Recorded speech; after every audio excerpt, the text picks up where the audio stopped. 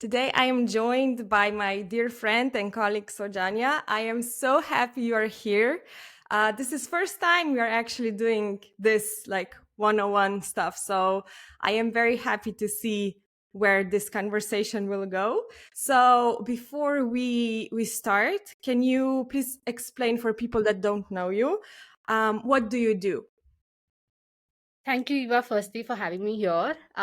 As you rightly said, like it was a realization we just had that we have never had like a one-on-one conversation together.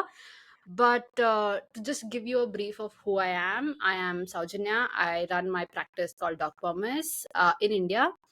I am a canine behavior consultant certified by Barks, just like Eva is. And I talk a lot about dog parenting. So, something that really excites me is gentle parenting of dogs. So, if any of you come on my page, you'll hear me talk about, gentle parenting of dogs. But you'll also hear me talk about street dogs because we have that privilege in India to observe free living dogs.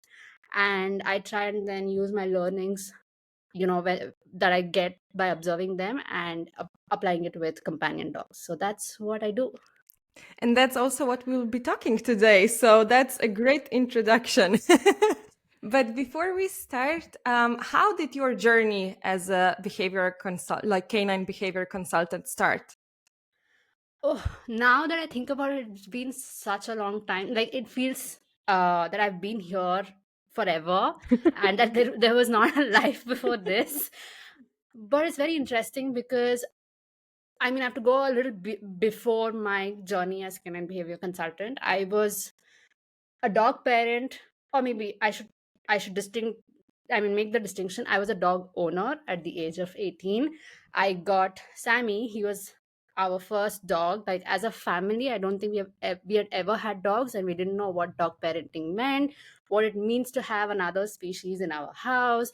What we didn't even know about vaccinations or like nothing. There was no information whatsoever that we had, and we were kind of navigating the space, going about with the information that was given to us by the vets, by the breeders, by other dog parents that we would probably randomly bump into. We went through like dog trainers, especially here there's no regulation for dog trainers, so we had like police dog trainers come and train him, and of course it's not the positive reinforcement at all, and we didn't see anything wrong because we didn't have any other information. Everybody said that this is what you need to do, this is how you need to teach, this is what you're supposed to do. Everybody, be it like the vet, the breeders, the fellow dog parents. Actually, we didn't have a lot of fellow dog parents in our community at all back then. This was 2011, so no Facebook groups, no Instagram, nothing, no information for us to get, and everything was on. We were not very Google savvy either at that time. Um, and then I think we went 5 years doing this, right? Like Sammy, he was very tolerant to most of the things that we put him through. He never resisted as long as he got like the space to stay and like food and everything. He was barely resistant to anything that we put him through. And then came Zoe in 2016, and that was, I think, a complete turnaround for us because she was a dog who was so strong with her boundaries. You cannot, right? I think, and a part of the background also is she's a beagle, so beagles have a reputation among the training community that they are untrainable, they are stubborn. So they already come with a lot of baggage because of the breed, and then the trainers come with, oh, you have to do this, do not listen to what they're saying, they are stubborn, so you have to like stand your ground. So she was asked to put through crate training. I think we lasted 5 minutes, right? Like I don't think we lasted more than that because she would whine constantly being inside that. She would like bite on the crate, um the structure and everything, and then we were like, can't go through this, right? And interestingly, what started happening also was Sammy and Zoe's equation was something that we couldn't understand because we started looking at it as a they were fighting. But over a period of time after meeting Sindoor, who was my consultant back then, I went to her as a client where she explained how they both had very different needs. And she pointed that Sammy was in physical discomfort, and Zoe had like puppy energy, and she wanted, she needed to be, her needs also needed to be met, and then she was not sleeping enough and all of that stuff, right? That happened around 2017, right? But as you know, Eva, that it's easy to get the information, but in our way of working, it's not always easy to implement almost immediately. So we did take some inputs from Sindur, but I think we were not ready to implement just then, in terms of lots of things, right? It could be lifestyle, it could be the environment, it could be just constraints that we humans had that we couldn't provide for the dogs at that point. And then in 2018, I got done with my corporate job. I was like, I can't do this anymore. This is not for me. And I quit without like a plan B. Thanks to my privilege, I could do that. And luckily, Sindhu launched her Barks 101 just around that time. And I was like, okay, this sounds interesting. And this is being done by Sindhu. She talks like, very sensible stuff. Like, it makes sense to me. It is the kind of approach I want to take. And then I did the 101, and I was like, yes, I want to work with dogs. I want to be in this industry. I want to be talking about things that I love. And it resonates with me. So I think what happened with my journey was mostly a philosophical alignment, in terms of, this is the approach I want to take. This feels right for me, and it also makes sense. So I'm also a person who has been like taught like very scientifically, like logical reasoning, because engineering and everything. So it made sense to me. It made like logic was there, but also somewhere deep down belief also aligned. And then I was like, okay, this is what I want to do. And then the journey started. I think that is, the background was important, because I feel like a lot of us have a very similar background, especially dog parents who might be listening in, who have gone through this. We didn't have any other information, so we did whatever was told to us. And I get it now that it was never intentional. We don't put our dogs through, um okay, there are some who might intentionally do it, but But most of not us. people that listen to this podcast. Exactly, Yeah. right, exactly. But most people do it unintentionally, because this is all the information that they know. Like, I think even if with clients that you have worked with, the clients that I've worked with, who have used probably choke collars, who have used crate training and things like that, didn't know anything else. And even today, the push is so hard for like crate training, for like choke collars, martingale collars, whatever it is, that I don't blame the dog parents at all for having gone down that route, because they don't have any other information. And I'm so glad that today we have so many such platforms, where people talk about these things, and they're more vocal, so dog parents can find alternate information, especially the information that resonates with them, right? Because I've realized that most of my clients come to the door, and they already want to use this approach. They already want to be loving to their dogs. They already want to connect with their dogs. They don't want to use aversives, but they don't know any better. And the moment you're like, oh, you can love your dog and like connect with your dog, they almost like relax. And that's so great to see. Yeah. Yeah, I think that is like when you were talking, I was thinking like a lot of like dog parents go from like exactly the same stuff, right?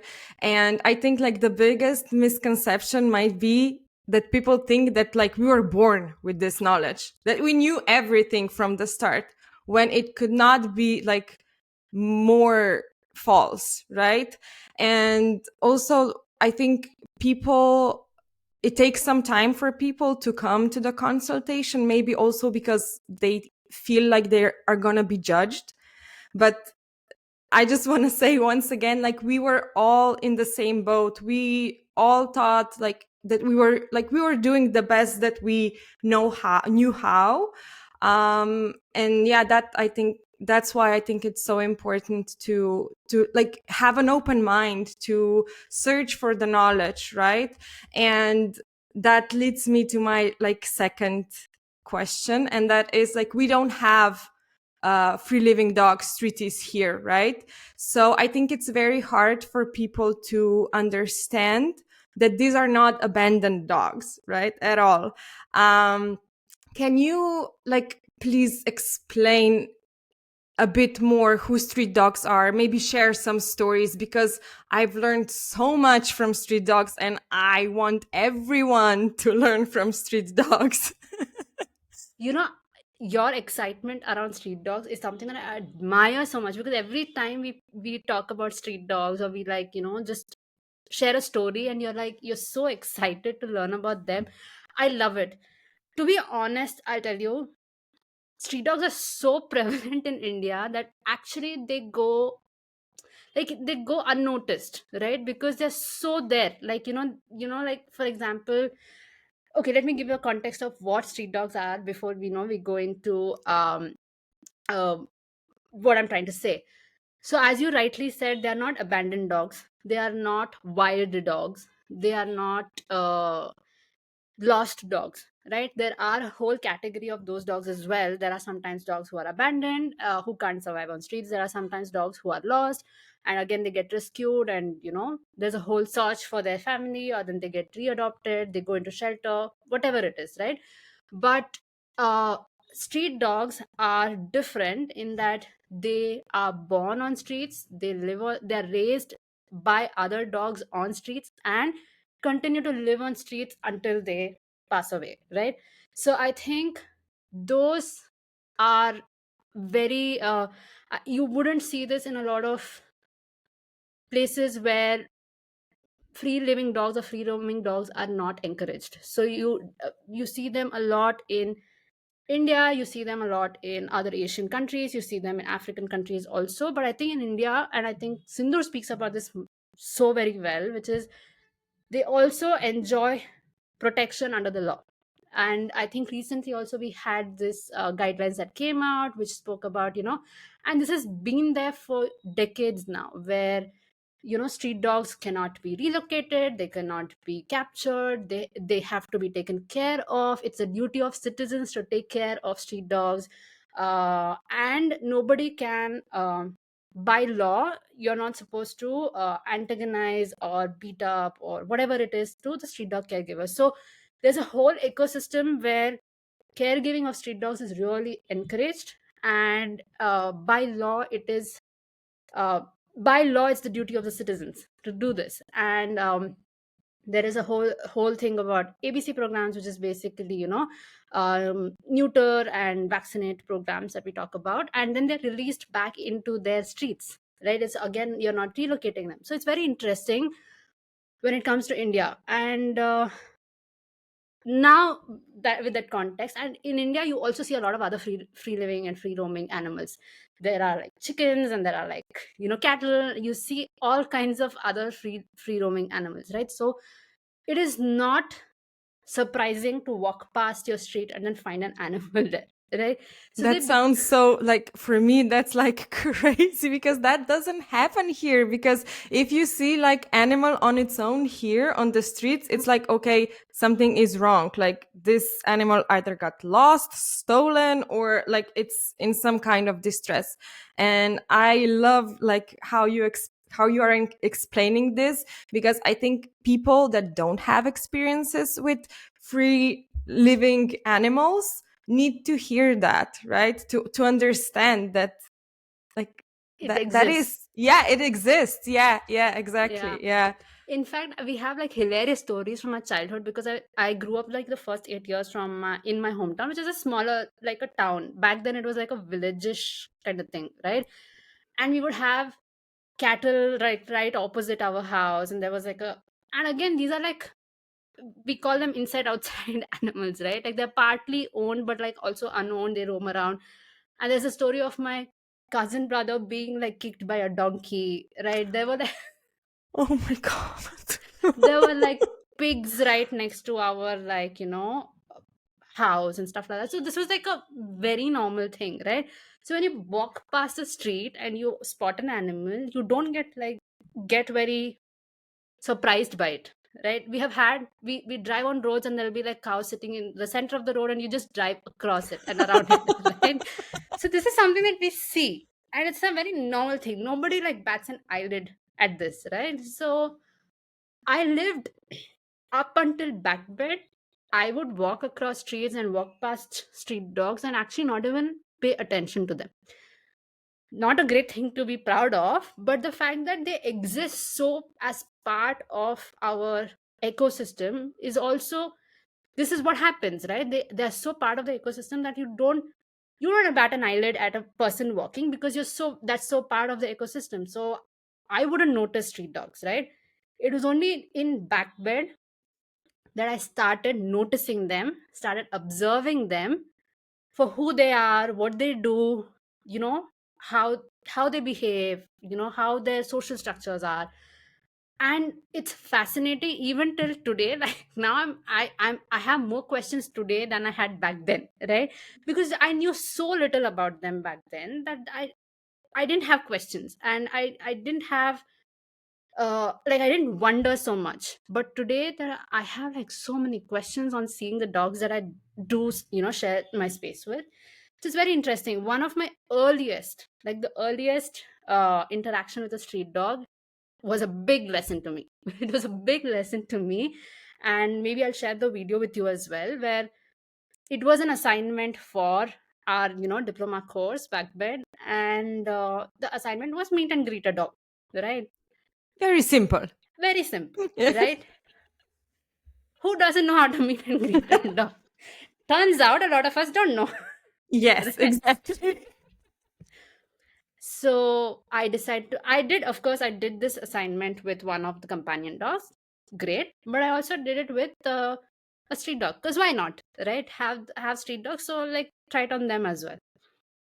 And in the video, like I'm approaching the dog, and if any of you know calming signals, the dog is constantly giving me signals saying, please do not come near me, woman, I'm not interested, right? And this is a dog I don't know, I have never met. I had gone to get a tattoo done, and then I just spotted that dog in that area, in that space.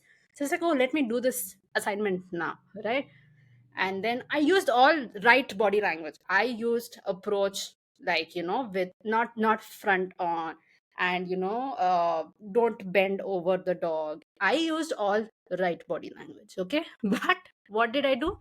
I did not read the dog's body language of, like, I'm not interested. And I think a lot of us dog lovers have this tendency, right, where, or even just general assumption about dogs, all dogs are friendly, all dogs love being, interacting with humans. They love being petted, right? Like they love cuddle bugs and whatnot, right? So we all tend to do this, and I went up until the dog, and uh thank god for one is that the dog had the freedom to walk away. Right? If not, I would have 100% been bitten that day, right? And I think that was my big lesson, which I don't think street dog, I mean, companion dogs, until they reach the completely, cornered into the space, or they're so cup full, that we talk about like cup filling and everything, they're so high up on the cup level, we don't get to read so many signs from them, right? You If you see the video, you will see that he's constantly turning his head away, he's like not interested, sometimes looks away, has like a little bit of veil eyes, has a little bit of, like, tension, like pulls his ear back. There are like all these small signs, right? He's not gotten up and gotten away, he's not walked away yet. At the end of the video, the other thing that I do is I walk almost close to him, like all crouch down next to him or her, and I kind of block his exit, right? That actually, like, he can walk away anywhere, but the way his body was directed to, that exit I was blocking. I got up, take one step away, and he gets up and walks away, right? And I think I invaded his space so much, and um like didn't read so many of the signs, that if not for the freedom to walk away, I think I would have been bitten. And then we should wonder, right, like how many times a bite from a dog is because we didn't read their signs, we didn't approach them correctly, we approached when we shouldn't have approached at all, or we block their choice to walk away. I think that was my first ever interaction with a street dog that's on record, where there's so much to learn from that interaction. So I think that's one, definitely. Uh, we'll talk about more stories. I have like lots now. Maybe we can do like a special episode where you just talk about like stories of street dogs. Yeah, because I think I've learned about like the importance of agency and choice and freedom. I've learned about boundaries, like what boundaries actually mean and where boundaries don't work. Rocky taught me that. I have learned about, like, even how much to pet them, where to pet them. They ask what they need and they walk away once uh it's met, like they don't need it anymore, kind of a thing, which is, in one way, if you look at it, selfish. But then also, selfish is seen as a wrong thing. Selfish is basically someone meeting their own needs. And we don't see that happening a lot in human world. We don't see that allowing, us allowing dogs to meet their own needs. um Chocolate taught me that. Chocolate was actually, I think this story also is pertinent. If you don't mind, I'll share this story as Of well. course, I don't mind. Who am I Please share. asking? Yeah.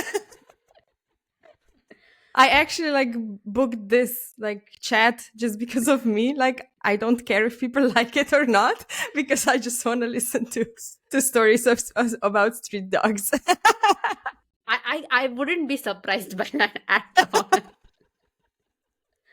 So chocolate was my other interaction with street dog, and I think this is an important story because there's a misconception about street dogs, right?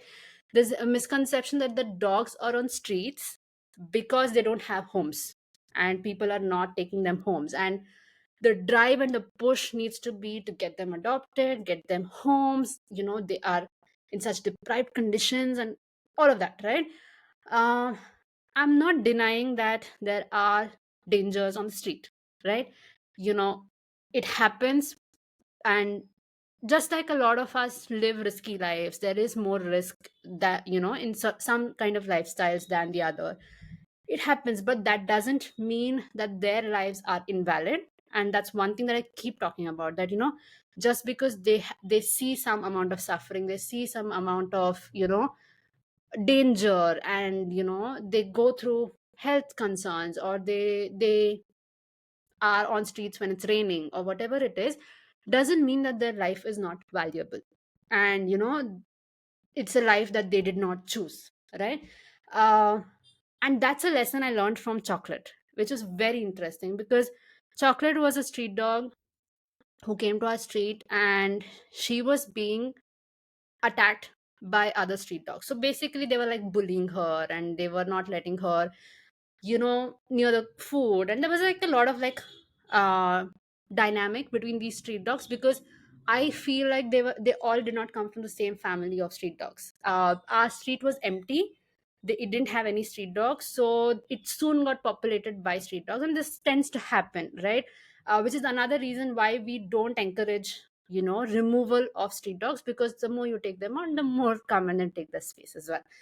So our street was empty, and then we started seeing influx of dogs, and they all seemed from different families. They didn't seem to be a part of the same group who knew each other before entering the street. So there was a lot of like conflict between these dogs, fighting for the limited resources in that street. So Chocolate got like injured in one of these conflicts, where I think she sprained her, front limb, right? And then we brought her home, we took her to the vet, got her checked. We also decided, okay, fine, since we have got her and then she was not neutered, spayed, we got her spayed, and it needed about 3 to 5 days of recovery time. So we were like, okay, great. And anyway, she's struggling on the streets. Maybe she'd prefer to be at home. So we brought her home for the recovery and everything. And then we were to decide what to do after that, right? We brought her home, and it was a nightmare. It was a nightmare because she would whine constantly, right? She was whining and crying and howling constantly. So we were like, okay, maybe she doesn't like being in like the four walls of the house, so she might need a little bit of outdoor space and everything. And luckily we had like a terrace. So we were like, okay, fine, you be in the terrace. It'll feel like outdoor, like enough space for you to move around. You'll feel like you have space and it feels like outdoors. Wouldn't stop howling, and we lived in an apartment complex back then, and there would be people who would message us saying, is your dog fine, and stuff like that, right? Like you'd have to justify to people that, she's a street dog, she's recovering, yada yada yada. Okay, and then on third day we were like, we can't take this anymore, she's howling, she's, maybe we should just take her to the street and see what happens, right? And maybe we'll take her for a walk on the street and see what happens. We took her for a walk. She went to the street. She felt fine and comfortable. She was walking around, not limping and everything. So we removed the harness, and she trotted away as if like we had kidnapped her. She was like, finally they got it. Like, finally. And we were like, okay, I mean, maybe a little bit of thanks for like helping you recover. And it was so interesting because for those 3 days, or whatever number of days we had her at home, I was struggling.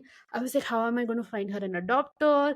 And she's already an adult female street dog. Very hard to find adopters for that category of dogs. um I'm not very big in the rescue circles. I don't know people around in Bangalore, and I was fighting all those thoughts. And I felt like, oh, she can't survive on streets, she's getting into fights, other dogs are bullying her, she can't, like, she can't live on streets, she's not made for the streets, maybe house is a better space for her. And I remember having this conversation on our backbed group, and Sindhu was like, why don't you try, like, see what she prefers, let's see what she's, what she wants. We don't know yet, so take her to the street and see. After she recovers, take her to the street and see. And took her to the street, and she never came back. She even today lives on that street. Mm. And that was a great, eye opener for me, but also for a lot of people who might be listening to the story, is that maybe dogs do not want to live in the house. Maybe they Yeah. don't want to stay in the four walls. No matter how vast that four wall space is, it is still a confined space in Yeah. their heads. So I keep seeing, and I have seen this with Laddu and Lady also, who are like now our part-time dogs, I guess. Okay, I don't know what to call them anymore. Okay, and they hate it. They hate when our doors are like locked, or they want to go out. They don't want to. I haven't managed to get them to stay an entire night, even one night. Not even one night, and they have been coming to our house almost now for about 10 months, right? Mm. They come every day, but they leave every day because they don't want to be at home 24/7. And that's so interesting because I think one of the things that people assume about street dogs is that they are on streets because there are no homes for them. But then listen to the stories of like Chocolate and Laddu and Lady and so many other street dogs that you would hear. If you speak to any other street dog caregiver, you'll hear stories very similar to this. I think Anushri has a story of this as well, where her street dog Lily comes home, stays for like a couple of hours for napping, and goes off. And these stories kind of point to the fact that maybe even if the streets are filled with dangers, and like they have to navigate like difficult spaces and everything, maybe that is more important because that gives them freedom and agency. And maybe that may be even more of a stronger need than navigating danger. Who knows? It's a Yeah. question to like ponder over. But that's what I have started feeling, like maybe sense of agency, the need for agency. Like we talk about this hierarchy of needs and stuff like that, right? And I have started to feel like maybe agency is not a self-actualization need, right? It seems like one of those basic survival needs. Even more, in my opinion, like what I have started observing is even more than maybe food, Yeah. right? I've seen dogs who have come, even shelter. I've had a street dog who had come to our house during rain to take shelter and wouldn't stay in the house if I didn't keep the gate open. Hmm. Only when I keep the gate open were they comfortable taking rest in our premises. And that talks so much about agency. And I think it's not a higher up in the ladder. I think it is one of the most basic survival needs as far as I have seen and observed in these dogs. Oh, thank you for sharing like all these stories. As I said, like there is so many things we can learn from street dogs, and they represent like around 80% of the population. But like in the quote unquote mainstream, um, there is no talk about street dogs, or even if it is, it's like that who they are, what they do, how they do stuff doesn't apply to the pet dogs, right? And I think that's like bullshit because there was so much, like just in this few minutes that you were talking about, there is so much like information, knowledge that people can take and think about, right? Because if the dog is not comfortable in a room, in a house, how the dog is comfortable then in a crate that is much much smaller, right? Yeah. uh, and this might be like a controversial question, or rather at like answer, but I do you think, like, I think we have to talk about this stuff because it's not like for the sake of well-being of dogs. So do you think pet dogs have enough agency in their lives? I mean, the easiest answer to say is no, right? I think, I mean, what is enough agency? Who would decide that, right? And I think the more we start deciding that yes, I have given my dog enough agency, we are asking the wrong person about this, right? As you rightly said, like Chocolate had a whole big house and like a whole terrace to her, disposal. But did she have enough agency from her point of view? Clearly not, right? And I think the fact that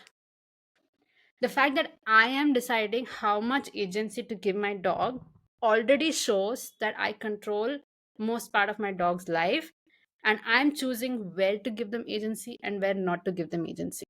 And I think that itself, shows a lot of it shows how much agency our dogs have. But that's not to say that all dogs should be like left running, freely. In an ideal world, sure, yes, but we don't live in an ideal world. So then it comes back to the fact that you acknowledge that you have power and control in your dog's life. And now that you've acknowledged it, how to minimally, like where control is required, you might need it. Like, for example, if I walk Zoe outdoors, I have to control parts of her movement. I can't let her be free, depending on where we are walking her, because she is not as adept at outdoors as, probably Laddu might be, right? Laddu, when we go out for walks, Zoe is on leash and harness. Laddu is never on leash and harness, but he's still all around us. We don't have to call him. We don't have to tie him to a leash to control his movement. He walks freely, he goes, and then he comes home. He finds his way back. I do the same with Zoe. I don't think that would happen, right?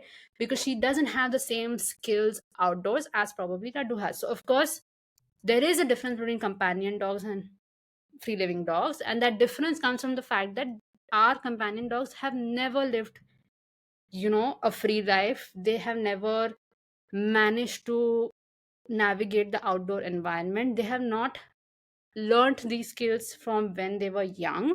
Not that they can't learn it now, but it is harder for them. Also, because of, we constantly control what they should do. Sit, stay, don't eat this, don't eat that, you eat now, you don't eat now, all of it, that they probably don't haven't even developed the skills to say, oh, this is what I can do now. Or maybe, I see this and I can just cross over the street and then go on the other side. They have not even developed these skills because we have never given them the chance to develop these skills. So yes, there is some amount of control, and I acknowledge it. I acknowledge the fact that I keep my gates shut 24/7 because I can't let Zoe escape the house. There is that amount of control. But how much am I exercising it? Where am I exercising it? And where I don't exercise my control, That is also important, right? So now, yes, I don't open my gate for her to like run away from the house, but every other part of the house within the premises is accessible to her, right?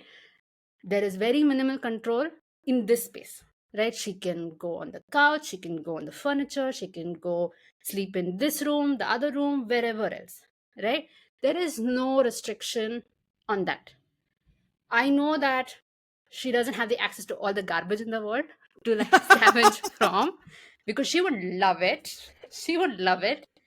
But I try and then offer variety in food for her.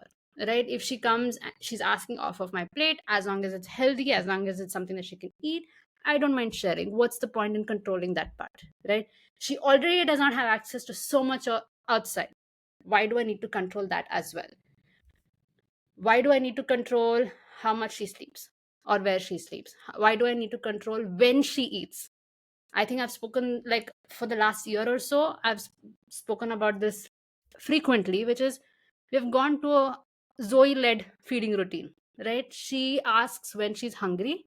And of course, if she's not asking for it, then, whenever is the scheduled time, we offer food to her at that time. Why restrict, only at this time? 9 a.m. is when you get food, you eat or you don't eat, right? What if she's hungry at 8 o'clock? Why not Exactly. feed her at that time, right? So we have tried to, where control is necessary, it's necessary. And that also, it's important to question, is it for safety? Is it for safety of the dog or the others? Then sure. Is it for health? Like, a lot of dogs have health conditions, they can't eat anything and everything at their disposal. Yes, maybe control is necessary there, right? But is it necessary in every walk of their life? Not necessary, right? So then you start questioning all of this, right? Do I control my dog's life? Yes, I certainly do control my dog's life, right? I completely control my dog's life because she has been brought home by me, has no skills to survive as a free living dog. She is a companion dog, and if I'm being honest, she's a captive animal, right? Living in my house on my terms in a world built by me, right? Not by her, not for her, right? So once I acknowledge that, then can I then control very little part of her life where it's absolutely necessary, and not really control the rest of it, right? And then keep respecting her need for agency, keep respecting her communication, keep respecting her bodily needs, right? Her basic survival needs. Have like a negotiation and, work through that. So I think once we recognize this, then it becomes easier to start letting go parts of control, especially if you're a person who doesn't want to control, right? And Yeah. because there is an obvious power dynamic, there is no way that there is no point in shying away from the fact that there is a power dynamic. My dog today survives because I'm able to control parts of their life. Sure. But can they thrive by me like giving away parts of control? We can try and strive towards that. Yeah, exactly. I think, like, as you said, like when you start recognizing how much control we hold, you start, like, that's the very first important step to take, right? That acknowledgement. Because then, as you said, you start asking yourself, okay, is this control necessary here? What can I, like, how can I give my dog more agency? And I think one of the, like, common misconceptions is that if you give your dog agency, like mayhem will happen, like the world will fall apart, there will be no boundaries at all. But that's not true, right? It's just like how we set those boundaries changes, right? Yeah. It, I mean, as I said, we've gone for a Zoe led feeding routine. She has not, like, said, I want food every 2 minutes, right? She has not said it, right? In yeah. fact, there are days, especially nowadays when things are a lot more calmer at home or whatever it is, she actually doesn't ask for food for so long in the day that we get worried. Like, Mm. are you fine? Is everything okay? Are you not hungry? And this is just one example, but the fact, and I can see why people think that there will be mayhem and chaos, because I think most of the dogs, like I feel probably if it was Sammy, then I wouldn't have had a similar experience as I did with Zoe, because Sammy had an obvious gut issue, which meant that he was constantly hungry, and the sight of food would send him like completely hypered up and then wired up, right? Now, the reason is not because he does not understand, choices or whatever it is. It's just that that particular, what do you say, the health concern, the health issue overrides whatever rationality that probably he has, right?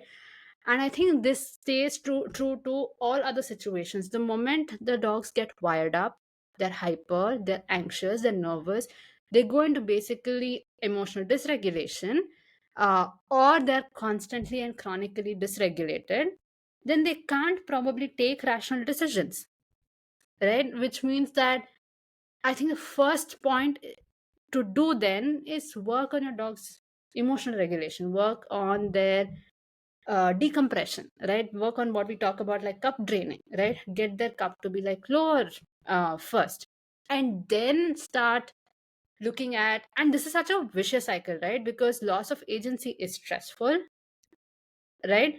But if they're stressed, and they are given agency, then they may not make the right decisions in our perspective. So why not offer choices where any choice they make is a safe choice, right? Why Yeah. not offer them spaces where any choice that they make is a safe choice, and start from there. Offer them agency in small ways, right? I think offering them, go from a crate to an entire room, offer that agency. Puppy proof your entire house and give them full access, right? Puppy proof, dog proof your house. So I think you can make spaces safe for them to go nuts with their choices, and you'll start seeing that they actually probably may not create wreak havoc like we might assume. So I think that's a good space to start. But I've seen this. I've seen people say, "Oh, I can't like let my dog decide because I feel like they don't make safe choices." Then either the environment is not safe for them, or they're not in the right mind space to make safe choices. I mean, who says humans make safe choices all the time? Exactly. But we are given all the choice to Yeah. make this, right? Some even like run whole countries, right? Yes. Who knew this conversation is going to go political? No, but that's so true because when I adopted Bart, like he was not in a mind space to like make good decisions. So I had to like tweak things where every decision he made was safe, or it didn't matter what the decision was, but that didn't mean like me taking his agency away for the rest of his life. And I think, or I hope on paper, that majority of people agrees that every individual deserves their own agency, like that's bare minimum. But in reality, there is a huge pushback when we talk about agency and dogs, right? And you experience that yourself.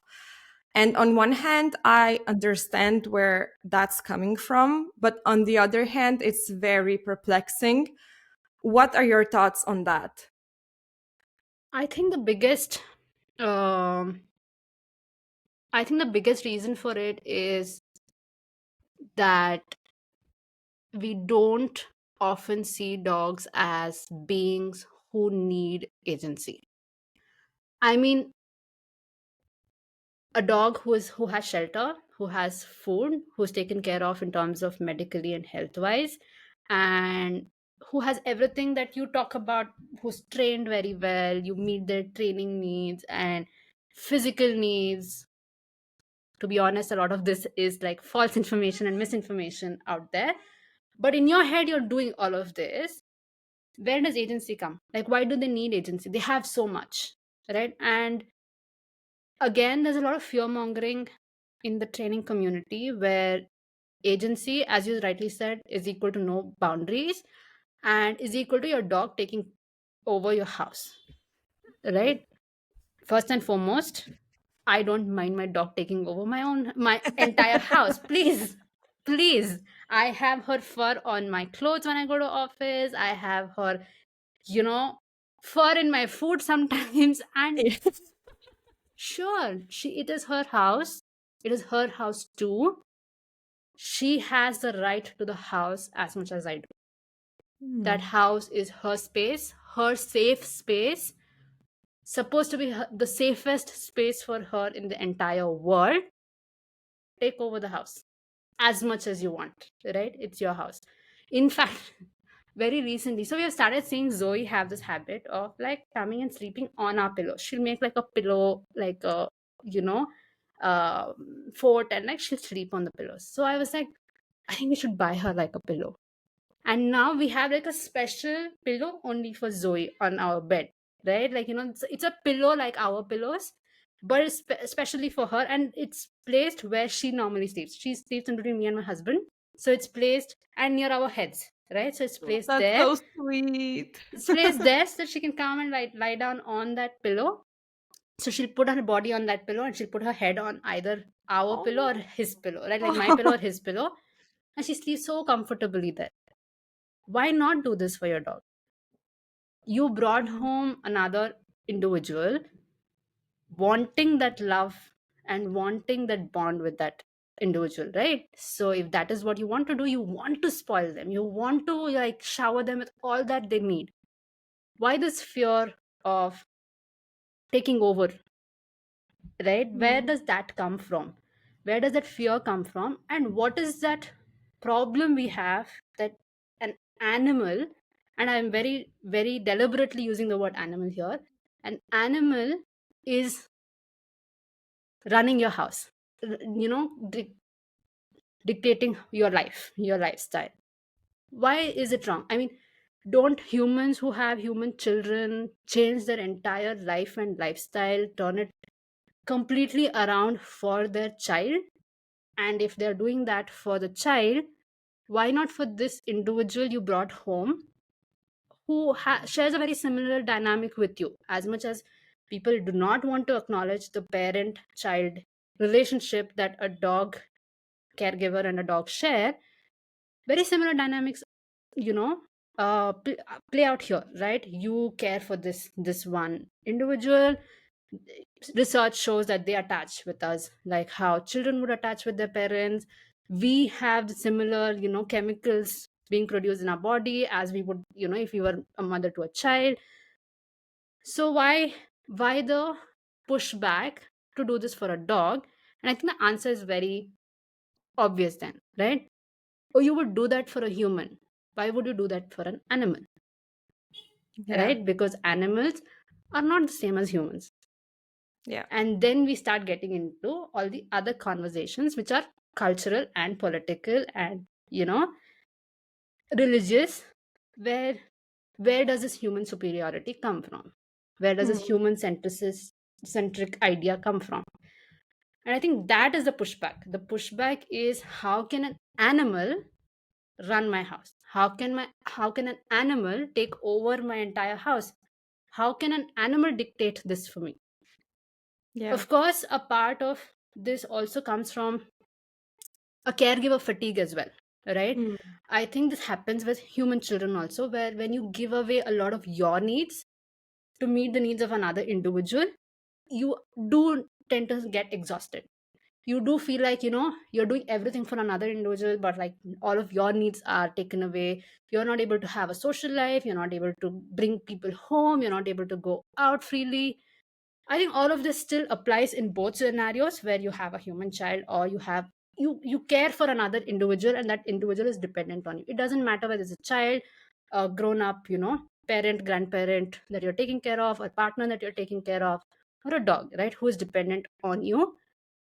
But this idea of how can an animal, I think that comes from human centric ideas. And I think the fear mongering also that comes up, this whole alpha pack leader, you need to be pack leader. Why do I need to be pack leader? Yes. Like, maybe I don't want to lead. Please, someone else lead. I don't know what I'm doing with my life. Exactly. No, and I think that a lot of people, when we tell them, please, yes, love your dogs, quote unquote, spoil them, they like sigh a sigh of relief. They're like, thank you, like someone has finally like gave me permission to love my dog. And when we like start thinking about dogs having agency, being sentient beings, that can open like a Pandora's box, right? Because once you acknowledge that they are sentient beings with their wants, their needs, that really like influences how we, like what we do to them, how we behave towards them. And you've mentioned like fatigue, right? And it is like so common that on days when you are running like low on fumes, or in situation where it would be so much easier to forget about the dog's agency and just like override it, do what we want to do. This is so much easier than to like acknowledge, okay, here is another individual, right? What advice would you give to like dog guardians in that case? I think the effort for agency and acknowledging your dog's individualness and individuality and building a relationship is such an ongoing process, right? It's it's n- it, it- it's an effort you put every day, but it may not be 100% effort every day, right? It might be on some days when you're exhausted, it's 10%, 20%, maybe some days zero, right? You give zero, right? But it's such an ongoing process that the more you show up, the even in small bits you show up, it can help, build that relationship, is one part of it, right? So for example, the last couple of weeks have been so exhausting for me because I come back home so late, and then I'm having like physical body pain. But I come home and there's about like 5 minutes after I come home where I just sit, like I want to relax, right? I want to relax and rest and, like, just let go the day and start my evening, right? And then I keep my bag and my stuff and everything, and I sit down, and Zoe comes and she sits on my lap, and then we just have like a interaction, and then we both go back to doing what we were doing. She goes back to sleeping, and I go back to like just freshening up and like just getting my evening, or like just basically like winding down, starting, right? And it might seem like not much, right? It might seem like, oh, just 5 minutes, is that it? You don't play fetch with your dog and then like spend like a good 20 minutes getting a physical activity, or you don't take them for like a half an hour, 1 hour walk, you don't xyz, right? But that 5 minute is 5 minutes of me and Zoe sitting in each other's presence, not doing anything else, right? We both like I'm And she loves touch, and she loves like sticking to you and sitting, right? So if that's what she loves, we do that. And for me also, it starts getting relaxing. So I do this every day, and maybe I miss it a day, right? Is it going to be damaging for my dog on that day? Probably not, because we have built this whole piggy bank of connection and relationship together, and my respect towards her and her trust towards me, all of this, that one day may not make a lot of difference. It happens repeatedly for a few days, and then I'll have to look inwards and say, okay, I need to do something for myself so I can show up for my dog, because maybe we are not connecting as much as we would before, right? So I think when you talk about like agency, like something breaking between you and your dog on a particular day, I think you need to repair it, right? And repair work only happens if you've built a good relationship, right? Or you work very consciously on rebuilding that relationship, right? I've had a client who, this is the only story I can recollect immediately, is that they had like, the dog had broken trust towards the caregiver because the dog was put in like stressful situations a few times, and now the idea was to rebuild that relationship, Now, having rebuilt that relationship, let's say one day something happens. Now that whole piggy bank is there, they can they can quickly repair what happened, right? The other thing that happens is the moment we are cognizant of, my dog needs connection, my dog needs agency, I need to respect my dog's wishes, I need to respect their boundaries. The moment I'm aware of it, if I'm not providing for it in a particular occasion, I can quickly reflect on it as well. That's also something that works. If I'm oblivious to the fact that my dog needs agency, that I need to respect them, then I keep doing it without realizing that there's something going wrong here. That Yeah. my dog needs agency. They have the right to say no in a particular situation, and I need to respect that no in that situation, and all of that, right? If I'm oblivious to all of it, I keep doing it repeatedly without realizing that I'm actually damaging something very basic for my dog.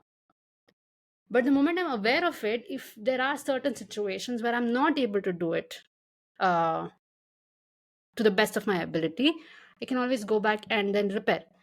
And one last thing that I feel is, we look at agency as 100%, or like our caregiving of any sort as 100%. I need to do it the best, or there's no point in doing it all.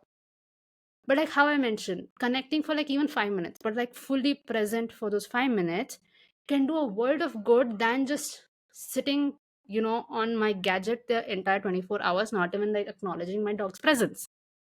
Right. So I think doing being imperfectly around your dog and being an imperfect caregiver is far better than just being an absent caregiver completely.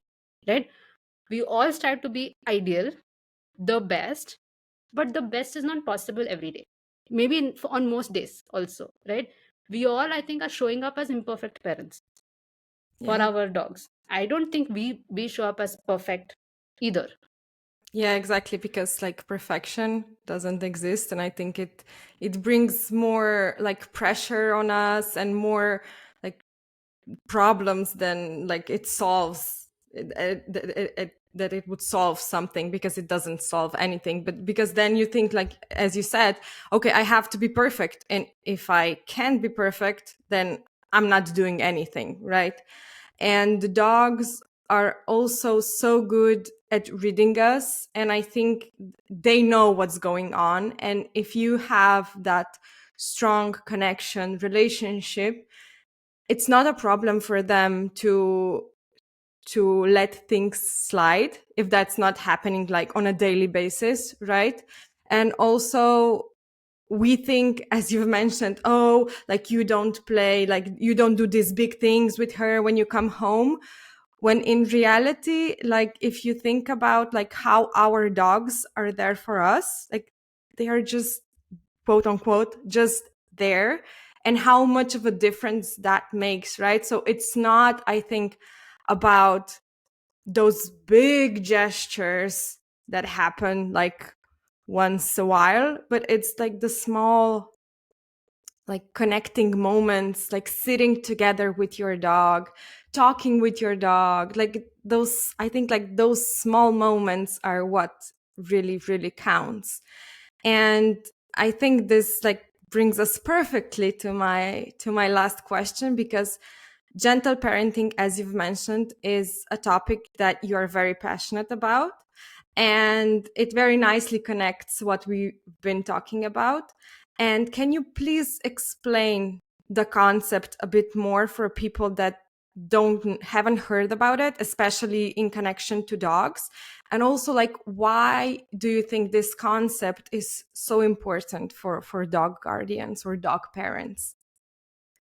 So gentle parenting, of course, it's a concept in the human world, right? So there are different types of human parenting styles, and I think gentle parenting is one of them. And it basically talks about how you relate to your child. But in my learning journey, I've realized that it gentle parenting is a way you relate to any other individual. It's not just a parent child situation, right? So there are like few other type of parenting styles. One is very authoritarian, which is basically, you discipline, or like, the authority over your child's behaviors, their entire life, um, guides your parenting style, and you are happy with your child's behavior, they do what you expect of them, and if they don't, they also meet consequences for it, right? So that's your authoritarian parenting style. Permissive parenting is basically anything your child does is right, and there are absolutely no boundaries, and there is also no learning for the child, right? So there is no uh, there is a lot of connection, but that connection does not lead to learning, or there are no opportunities for learning, right? So if your child wreaks havoc, you're still around your child but really not helping them learn any skills and pertinent to their developmental phase. And then there's obviously absent parenting, which is basically you're just not around, right? And when I say just not around, not just physically but emotionally absent, right? And we can start seeing parallels to dog parenting when you talk about this, right? You start seeing that when your goal is your dog's behavior and how your dog behaves, and if they behave in the way you see deem it right, right? And I think this is so subjective as well, even when it comes to human parenting but also dog parenting, that my right behavior and well behaved dog may not be your right and well behaved dog. So it's so arbitrary as well, right? When you talk about well behaved, right? What is good behavior and bad behavior is so subjective, because I might deem a certain behavior good and bad, and you might not agree with it, right?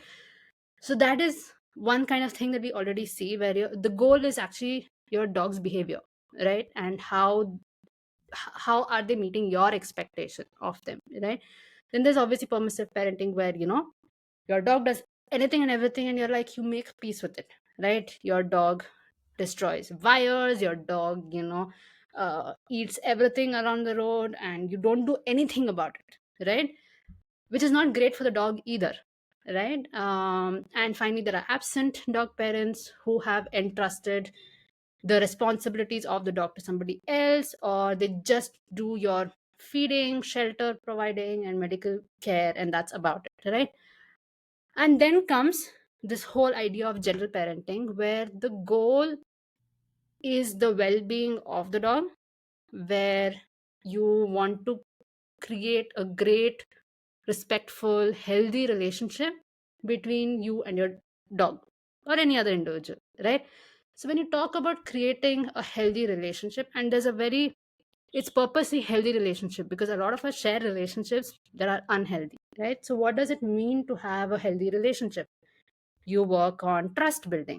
You work on respecting each other. You work on understanding each other. You are empathetic about each other's situations. You meet each other's needs, right?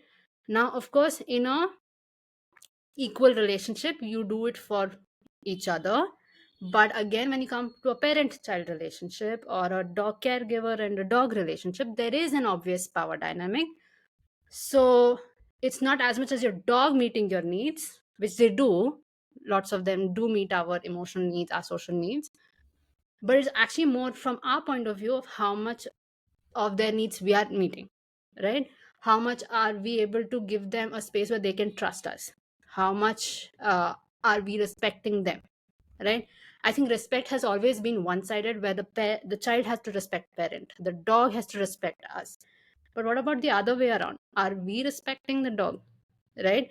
So I think gentle parenting kind of encompasses all of these ideas, where the goal is not behavior.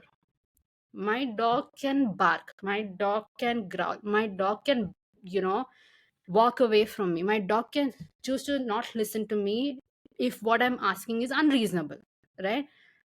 My dog can have boundaries. All of that can happen because all of this is pointing towards their well-being. If they're barking, Zoe barks when she's asking for food, and we have not heard, right? She comes, she keeps asking for food, she walks around a little bit, then she taps on the bowl, and then sometimes they're a little busy on our laptops or like phones or whatever, and then she starts barking. Is this bad behavior, or is this pointing towards something that she needs as part of her welfare and well-being? right? So there's a very clear distinction that this is not about behaviors. This is not an approach where we judge behaviors, where we are, the outcome is a particular behavior, right? The outcome is that my dog's well-being is prioritized, and the safety, all kinds of safety, physical, emotional, and social safety is taken care of, and we have a strong relationship where if I'm asking something of my dog, she's like, okay, I trust you, because if you're asking this to me, then you know that it is for my safety. And if she says no, nah, I need this, then I'm like, okay, maybe you need this. What is happening? I can trust her too.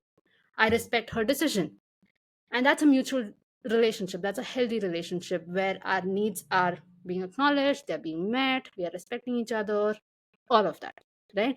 So I think that is the focus of gentle parenting. And I feel like all of us who have been using Bark's way, that is gentle parenting, right? Because our focus is a relationship driven, a connection driven approach where it's not about behaviors at all, right? I keep telling this to my clients who come in, and then I'm like, don't tell me about behaviors, right? Like behaviors, we can like figure it out, right? Tell me what else is going on. How are you meeting their physical needs? What are you doing with their health? What are you doing with their environment? What are you doing with your interaction with them? What are the kind of activities you're exposing them to? Right? That is more important, because once you focus on that, you automatically see that those problem behaviors don't exist, or exist in spaces where they're very clearly saying that it's not meeting their needs or not meeting their safety requirements, right? That we can always like cater to, and I think that becomes more important. That's what gentle Yeah, parenting is. yeah, and I think like everything starts to like fall into like place, right? And it might sound like overwhelming for people listening now, but you start small, right? With small steps. As we talked before, like the dog who's not able to make good decisions, you are not like leaving them with I don't know, another dog, like figure stuff out, right? And it's also about like gentle parenting, like start slow, implement things that you can, don't overwhelm yourself, because this is like not some training regime that you will do for, I don't know, like 21 days and your dog will be a different dog, right? It's a way of life. And so make it the way it's sustainable for you and your dog. And like, yeah, everything else will fall into its place. Um, I'm so happy to be chatting with you, Sowjanya. Um, and I think I will have you back because there are so many things that we can talk about. But before we say goodbye, where can people find you? Where can people find me? Very interesting, because we were just talking about how active I am in all of my spaces. But you can still find me on Instagram, on Facebook under the name Doc Promise. You can find me, you can see my website where I have such updated blogs, very current, on dogpromise.com, or YouTube, where also I'm very current. But that there is so many materials that it will take some time for people to catch up, Yeah, and then there will be something new when they hopefully. catch up. So I think this is what we were talking about, that honestly, what Eva is talking, what I am talking, what so many of us are talking is not new, so to say, right? And I think there's so much of information out there, but it's important to filter out what seems like the right information for you. Again, I think all of us talk more about philosophy and approach, because that is so much more important for us, for our way of working. That if you're aligned on the philosophy for us, like our approaches, our ways, and our methods, then it's easy to filter out, you know, the information. So I think it's so much more important to find spaces that you relate to, that feel like bring out the more authentic self for you. Your most authentic self may not be gentle parenting. So I think it's best to like then sift out what's your most authentic spaces. Nothing is right or wrong, it's what's right for you. Yes, there can be some things that are wrong for the dog, but that's not much we can do. Like, you have to figure it out with your dog, but the idea is to start looking at spaces that make sense to you, right? And Eva space might be what makes sense to you, and that would be the greatest space then to like gather all the information, because I'm sure she's going to have like a lot of interesting conversations as well. But that's my point, right? Like, you I think it's, especially on social media, there's so much and so many people saying so many things. Some may resonate with you, some may not. Some may not be as current and updated. But if it makes sense to you, okay, I'll tell you why I'm not updated. I'm exhausted, right? And I'm not, and this is something that we advocate for. Take breaks, take step back. You don't have to conform to this Instagram engagement cycle, and post every day, stuff like that, go viral. That goes so against what we talk about in terms of our Yeah. approach, right? So cut me some slack. I'm not active right now. I will become active, and the day I become active, people will be like, "She's posting so much. She's putting up so many stories. Can she Yeah. just take a break?" So that happens too. Okay, so I think it's also a part of our approach. Take breaks. Take a step back. You don't have to conform to a capitalistic platform. Do what feels right for you. Take it slow, and if you believe in that, then you definitely have to come to my spaces and then stick around. Yes. And that is a perfect way to end this conversation. And I will also link all your platforms in the description of this episode. And thank you all for listening. So Janya, I will have you back because there is so much stuff I want to discuss with you. But thank you for today. Thank you so much, Eva. And I would love to be back and like chat. And then next time you won't have to say one on one for the first time. Exactly. Bye.